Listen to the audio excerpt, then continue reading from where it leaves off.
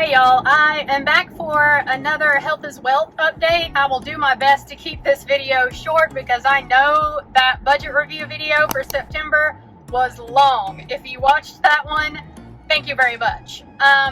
So to follow up firstly from the last Health is Wealth update. Last time I discussed mostly mental health because there was some mental health challenges, honestly. I had just asked my husband for a separation, so, you know, it is what it is. That's kind of a tough thing to go through. And to follow up from that, I'm okay. All the work that I've done at the house, I'm just feeling good. I'm feeling in a good spot mentally. I feel really peaceful and happy. So that's about as much as anybody can ask for, I think. And to follow up on the numbers of everything, because you may be wondering, since there has been a little bit of emotional eating and a lot of eating out at fast food places in the last month, you may have wondered if I've gained some weight.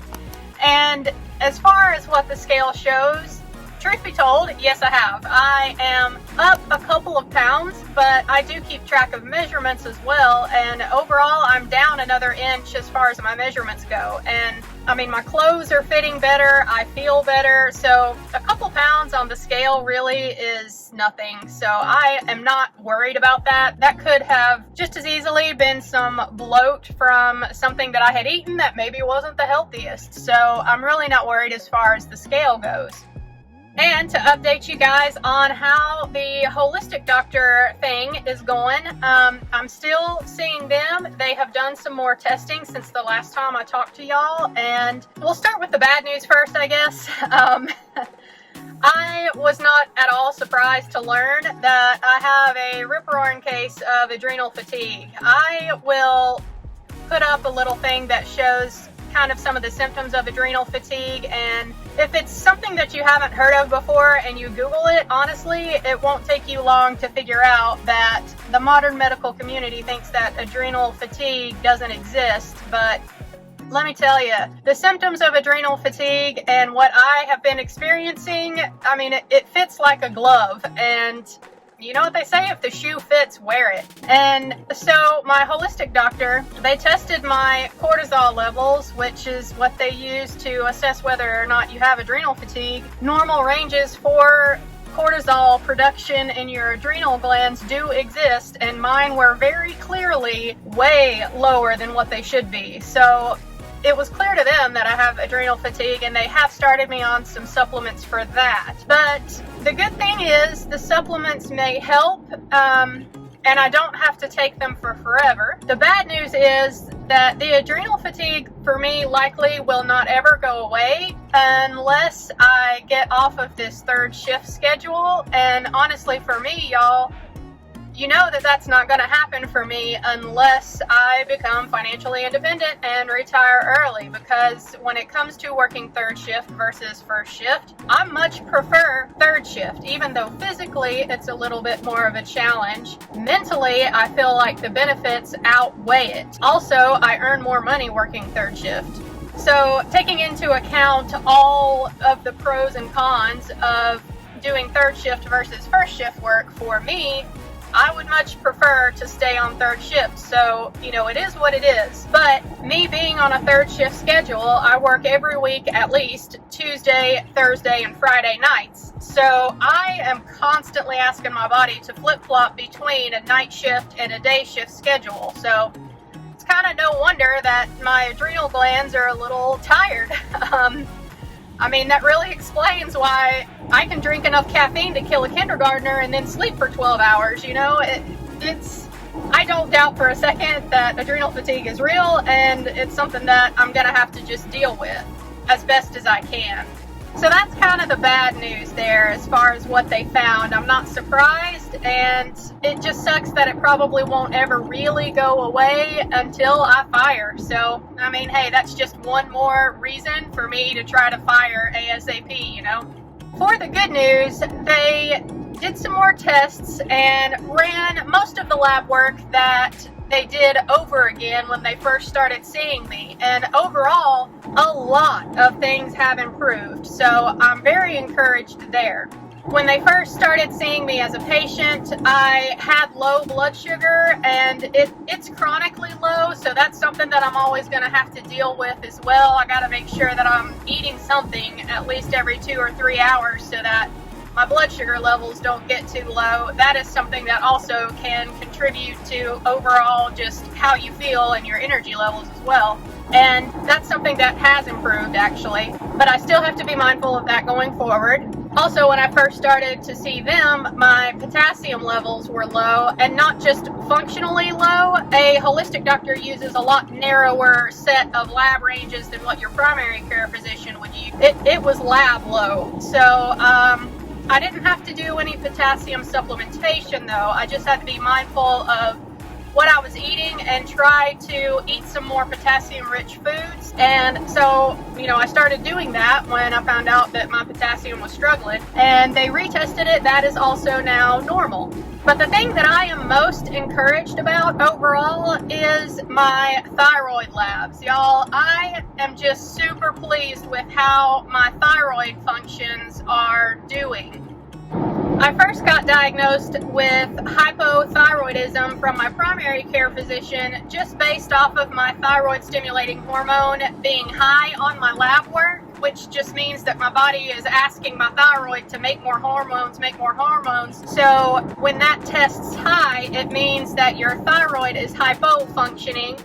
And the typical response from your primary care physician is to put you on thyroid meds, which is what they did for me. And over time, gradually, typically, you have to increase the dosage of those thyroid meds as time goes on. Well, I always kind of wondered what the underlying cause of my TSH being high was, and that was one of the main reasons I wanted to see this holistic practice. And when I first started seeing them, they did a full thyroid panel. Lo and behold, they discovered that yes, my thyroid stimulating hormone was high for them as well, but they looked at my other thyroid labs as a whole picture, and they discovered that my thyroid actually was making enough hormones. It's just that for some reason my body was having a hard time utilizing. So they put me on some thyroid supplements that are, natural to help support my body to use the thyroid hormones that my thyroid is making. And they retested my TSH,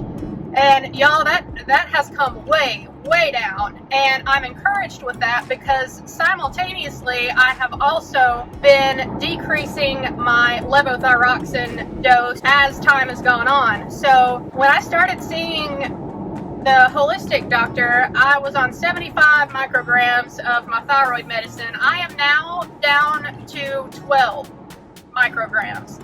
So I'm getting my TSH retested again come December, and if my thyroid stimulating hormone is still in a low normal range, then I can officially come off of my thyroid meds, which is wonderful. So I am super pumped about that. And not only that, but these thyroid supplements that they're having me take, it really, maybe it's just a combination of all things together, but I do feel a lot better, y'all. And that was the whole purpose of me doing this Health is Wealth journey. I want to reach financial independence as soon as I can, but I don't want to sacrifice my health along the way and how I feel. Some things are just more important than your finances. So for me, it was worth it to pay a good bit of money to see this holistic care practice so that they could take a look at me as a whole patient, not just a set of individual problems that I'm having and treating those individual problems symptomatically rather than holistically. So yeah, I'm really excited for the direction that things are going. I feel a ton better. The scale may be up a couple of pounds, but overall, I feel great, and I hope to continue to feel better as time goes on. Things are officially kind of opening back up where I live, as far as the virus is concerned, and so my gym has opened back up, but y'all, To be honest, I have not set foot in the gym since it opened, and I'm not planning on going back anytime soon. I mean, my gym membership only costs me $23.06 every month, so that is not a big loss. I'm not going to cancel my gym membership, but I'm not going to go back anytime soon because cases of the virus locally, to me, are still spiking up a bunch, and that is just not worth the risk right now. Also, if y'all, saw that budget review, I showed you guys a project that I have been working on outside of my house. And y'all, just the physical labor of that outside project, me having to haul wheelbarrow full loads of rock into all of my flower beds around the house, that is enough physical labor to count as going to the gym, in my opinion.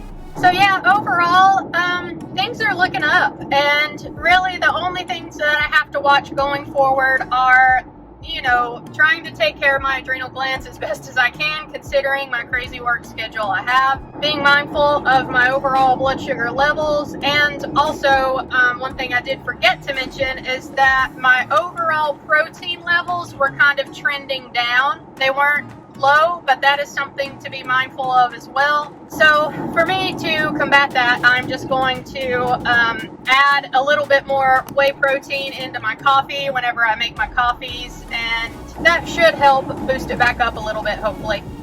So I told y'all I was going to try to keep this one short, and I will hold myself to it. I think that should about cover it, and if y'all want to follow me on this health and financial journey, then scroll down below, click that subscribe button, leave me a like as well, and I'll catch y'all in my next video. Thanks for watching, y'all. Bye.